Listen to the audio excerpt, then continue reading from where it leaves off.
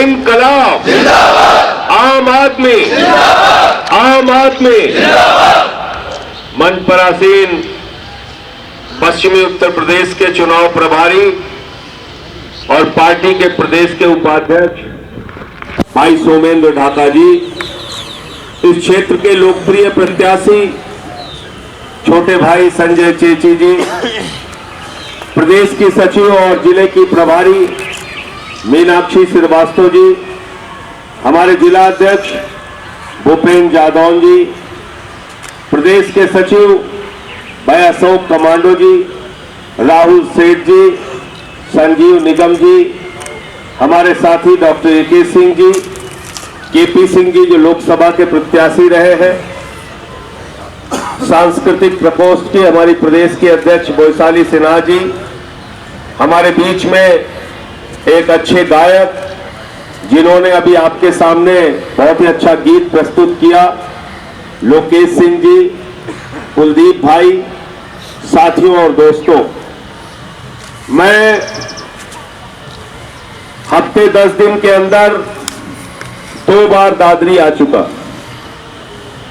इसके पीछे मेरी मंशा तो बिल्कुल साफ आप समझ रहे होंगे, और मेरी मंशा बिल्कुल साफ ये है कि दादरी में आम आदमी पार्टी चुनाव जीत रही है, और मुझे एक नहीं अगर 10 बार भी यहां आना पड़ेगा मैं आऊंगा। जितने भी कार्यक्रम आप चाहेंगे, जितने गांवों में ले जाना है, दिल्ली सरकार के मंत्रियों को लाना है, विधायकों को लाना है, कार्यकर्ताओं के जरिए सोसाइटीज में जाकर प्रचार करना है, जितना भी सहयोग संजय चेची को जिताने के लिए चाहिए, हर तरह का सहयोग करने के लिए मैं इनके साथ खड़ा हूं। अब जिम्मेदारी आपकी है, आपकी है। 10 फरवरी तक आपको रातों में नींद नहीं आनी चाहिए।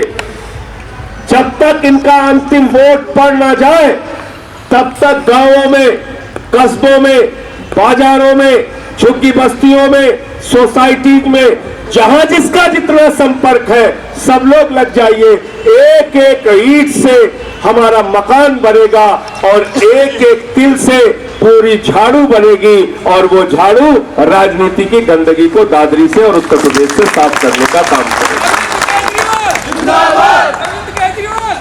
और अभी संजय भाई कह रहे थे कि यहां पर दूसरी पार्टियां ये प्रचारित करती है कि आम आदमी पार्टी कमजोर है, आम आदमी पार्टी कमजोर है। तो मैं अपने कार्यकर्ताओं को एक मंत्र सिर्फ देना चाहता हूं, और संजय भाई आपसे भी कहना चाहता हूं, पूरे दादरी में सीना ठोक के चुनौती देकर बोलिए, अरविंद केजरीवाल 5 साल के बाद गए तो उन्होंने कहा 5 साल अगर आपके लिए काम किया है तो वोट देना, काम नहीं किया है तो वोट मत देना। कोई भारतीय जनता पार्टी का नेता यह कहकर दिखा दे कि काम किया है तब वोट देना, काम नहीं किया है तो वोट मत देना। मैं आपकी हार मानिए। किसी की हिम्मत है ऐसा कहने?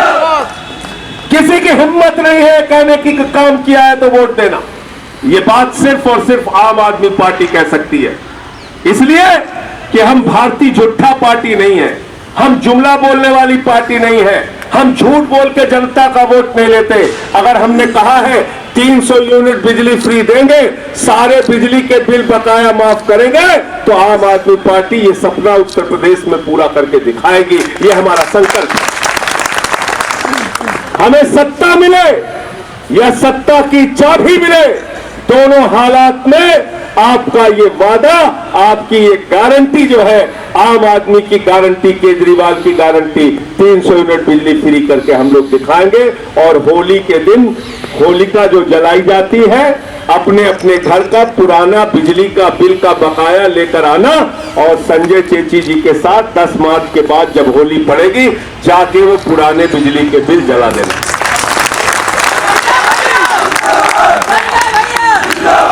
सारे पुराने बकाया माफ किए जाएंगे। आम आदमी पार्टी ने गारंटी दी है नौजवानों को 10 लाख सरकारी नौकरियां दी जाएंगी। हर साल 10 लाख सरकारी नौकरियां। और जब तक नौकरी नहीं मिल जाती 5,000 रुपए बेरोजगारी भत्ता, और इस पूरे में खर्च आएगा 20,000 करोड़ रुपए। 5,80,000 करोड़ का बजट है उत्तर प्रदेश का, उसमें से 20,000 करोड़ निकाल के नौजवानों के ऊपर खर्च किया जाएगा बेरोजगारी भत्ता, हर महीने 5,000 रुपए। 300 यूनिट बिजली फ्री करने में 19,000 करोड़ का खर्चा आएगा, वो बजट से निकलेगा। और आम आदमी पार्टी ने ऐलान किया है किसानों के जितने भी कर्ज बकाया है वो सारे के सारे कर्ज माफ किए जाएंगे। हम जुमला बोलने वाली पार्टी नहीं है।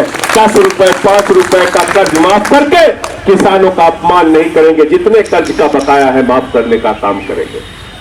इसके साथ साथ फसल का दाम 24 घंटे में खाते में, और गन्ना किसानों ने अपने खेत में जलाया है। अन्नदाता 1 साल तक सड़क पर बैठा रहा है, उसका एक एक करके हिसाब आपको लेना है, अपने वोट की ताकत से लेना है। जिन अन्नदाताओं को मवाली कहा गया, खालिस्तानी कहा गया, पाकिस्तानी कहा गया, अब चुनाव का मौका आया है।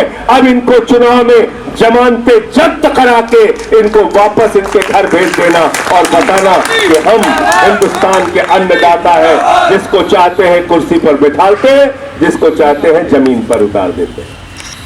और बिल्कुल ठीक कहा संजय चेची जी ने, 5 साल में भाजपाइयों के पास चुनाव में आकर ये बताने के लिए कोई मुद्दा नहीं कि उन्होंने नौकरी कितने नौजवानों को दी, तादरी में कितना रोजगार दिया, वो बताने के लिए उनके पास एक भी बात और एक भी मुद्दा नहीं कि उन्होंने भ्रष्टाचार खत्म किया कि नहीं किया, गुंडा राज खत्म किया कि नहीं किया। ये बताने के लिए उनके पास एक भी मुद्दा और एक भी बातचीत नहीं कि उन्होंने किसानों के फसल का दाम दिया कि नहीं दिया। चुनाव आया है तो हिंदू, मुसलमान, पाकिस्तान, जिन्ना, मुझे तो भाजपाइयों पे दया आती है, सच बता रहा हूं, दया आती है। अरे भाई, इतनी बड़ी पार्टी दुनिया की है भाजपा, उनके पास हिंदुस्तान का एक भी नेता नहीं है जिसके नाम पे चुनाव लड़ रहे। किसके नाम पे चुनाव लड़ रहे? जिन्ना जिन्ना जिन्ना जिन्ना। अरे हम गन्ना गन्ना कर रहे हैं, तुम जिन्ना जिन्ना कर रहे हो हैं? गन्ने पे लड़ो ना चुनाव, पता चल जाएगा। गन्ने पे चुनाव लड़के दिखाओ, तब एक एक किसान तुमसे सवाल पूछेगा कि जब हमारा गन्ना खेतों में जल रहा था तुम क्या कर रहे थे। और मैं तो पूछता हूं भाजपाइयों से, हमारी वो सुहागिन महिलाएं, हमारी वो बहनें, वो शिक्षा मित्र महिलाएं जिन्होंने अपना सिर मुड़वा के विरोध प्रदर्शन किया इस सरकार के खिलाफ, आदित्यनाथ जी वो हिंदू थी कि नहीं थी? बताओ, जवाब दो।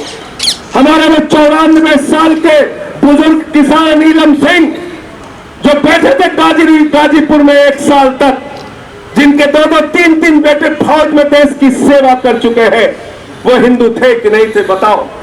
1 साल तक जो किसान सड़कों पर लाखों की संख्या में बैठा रहा, वो हिंदू था कि मुसलमान था? बताओ। वो नौजवान जो कल पीटे गए इलाहाबाद में और लखनऊ की सड़कों पे बार बार तुम्हारे राज में आदित्यनाथ जी पीटे गए, वो हिंदू थे कि मुसलमान थे? वो हाथरस की गरीब बेटी वो रात में जो 2 बजे जला दी गई, हिंदू थी कि मुसलमान थी? बताओ, खुद को जवाब दो।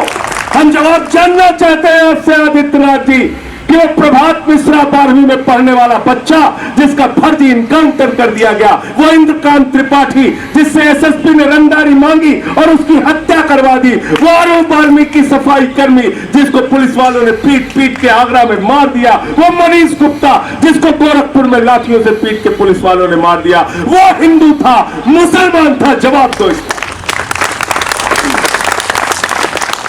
5 साल तो तुमने हिंदुओं का ही खून चूसा है।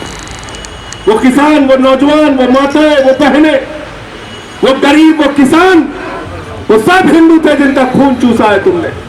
इसलिए चुनाव में हिंदू मुसलमान करके हमको बहकाने का काम मत करो। हम तुम्हारी हमको तो 75 साल से मालूम है कि पाकिस्तान हमारा दुश्मन देश है और उसके खिलाफ लड़ने का काम अशोक कमान लोग करते हैं। वो आप बैठे हैं, तुम अपने घरों में बैठे रहते हो, दिल में छुपे रहते हो। जिसको तुम बता रहे हो चुनाव में कि पाकिस्तान हमारा दुश्मन देश है, हमें मालूम है 75 साल से कि पाकिस्तान हमारा दुश्मन देश है। तो नरेंद्र मोदी बिना बुलाए नवाज शरीफ के बर्थडे का केक काटने क्यों गया था उस दुश्मन ने? बताओ हमें जवाब दो। बहुत अच्छे जवाब दो हमें, क्यों गया था? और बैठे हैं साहब कमांडो, पूछो इनसे। पठानकोट में गया था जब हमारे जवानों की शहादत हुई। मैं पंजाब का इंचार्ज था उस समय, और इन भाजपाइयों ने, नरेंद्र मोदी की सरकार ने पाकिस्तान की खुफिया एजेंसी ISI को बुला के हमारे जवानों की जांच कराई, हमारे जवानों की शहादत को अपमानित किया। ये बेईमान लोग हैं, ये पाकिस्तान के आगे घुटने टेकने वाले लोग हैं। हम लोग पाकिस्तान के खिलाफ लड़ने और बोलने वाले लोग हैं। यह वो जमात बैठी है जिन्होंने कारगिल के युद्ध को देखा है और आज फिर आम आदमी पार्टी के साथ जुड़ के देश की सेवा कर रहे हैं। तुम हमें मत सिखाओ किससे कैसे लड़ना है। तुम्हारी राष्ट्रभक्ति और देशभक्ति सब के बारे में हम लोग जानते हैं। ये आम आदमी पार्टी के वो कार्यकर्ता हैं जो हाथों में तिरंगा लेके देश के लिए नारा लगाते हैं, भारत माता की जय, वंदे मातरम, हिंदू मुस्लिम सिख ईसाई आपस में सब भाई भाई। ये है वो आम आदमी पार्टी के कार्यकर्ता। और इसलिए साथियों और दोस्तों, मैं हाथ जोड़कर आपसे निवेदन करना चाहता हूं, कहीं से अपने आप को कमजोर मत समझना। और मैंने इस बाबा की ताकत बहुत देखी। 21 मुकदमा लिखा मेरे ऊपर बाबा ने, राष्ट्रद्रोह लगा दिया मेरे ऊपर, मेरे घर में 50 पुलिस वालों को भेजा, 150 पुलिस वालों से मुझे गिरफ्तार करवाया सीतापुर में। मैं खुद इसकी विधानसभा के अंदर जाके बोला, मैंने कहा बाबा हिम्मत है तो मुझे गिरफ्तार करके दिखा भाई, दिखाओ गिरफ्तार करके। इसलिए इनसे डरना नहीं है, इनसे लड़ना है और संजय चेची को यहां से जिता के उत्तर प्रदेश की विधानसभा में भेजना है। और तब जाकर ये आपके लिए लड़ाई लड़ेंगे, काम करेंगे, दादरी को विकास के रास्ते पर ले जाएंगे। बहुत बहुत शुक्रिया, बहुत बहुत धन्यवाद। इंकलाब जिंदाबाद, आम आदमी जिंदाबाद।